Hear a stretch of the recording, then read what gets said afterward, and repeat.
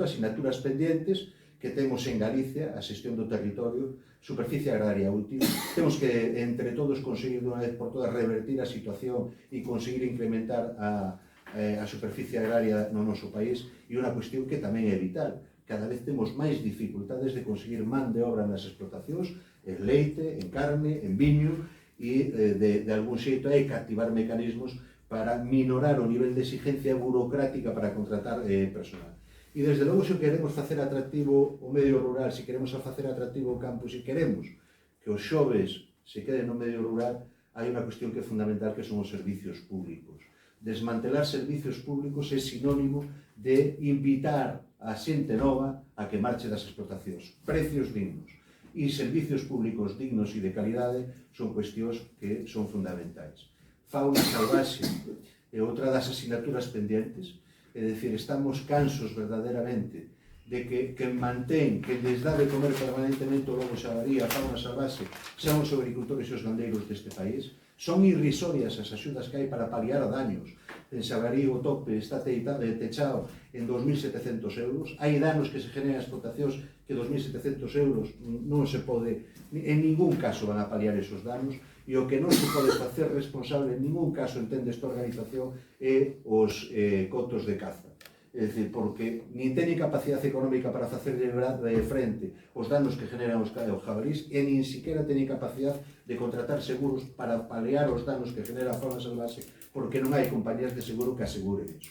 E en canto logo, a existencia a Consellería de Medio Ambiente de que de unha vez por todas deixe de utilizar a liorta co goberno central e se poña máis a obra e solucione un problema que está agobiando e indignando o sector produtor. Nos non queremos case indemnizacións, o que queremos é que non haxa danos. O que queremos é minorar os daños que están producindo nas explotacións. E, por tanto, o que queremos que ten que haber é un control da fauna salvaxe e racionalizala para que poda haber unha convivencia entre todas as partes.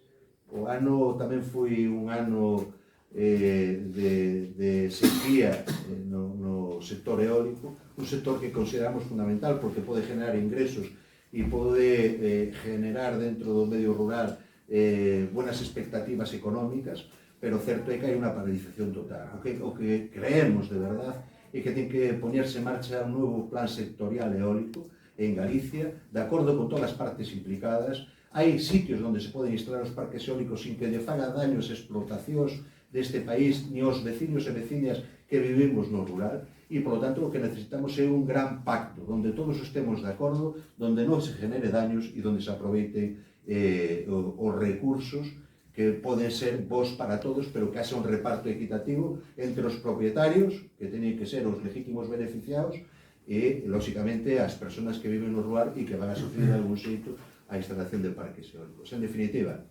o ano 24 foi un ano difícil.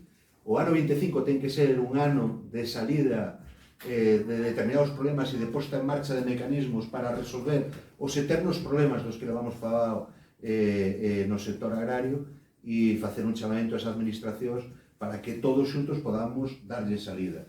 E, sobre todo, en leite, que é un sector estratégico, en carne, porque é fundamental que os precios que se pagan aos produtores cuban os costes de produción. A único análisis que tuvemos ao longo destes últimos anos foi un solo dato que nos transmite como a propia Consellería do Medio Rural e que estaba por encima o coste de producir carne no noso país por encima dos 7 euros. En ningún caso cubrimos eses costes de produción, pero que en todo caso aproveitemos os retos que temos en riba da mesa para darlle solución aos problemas que nos toca vivir.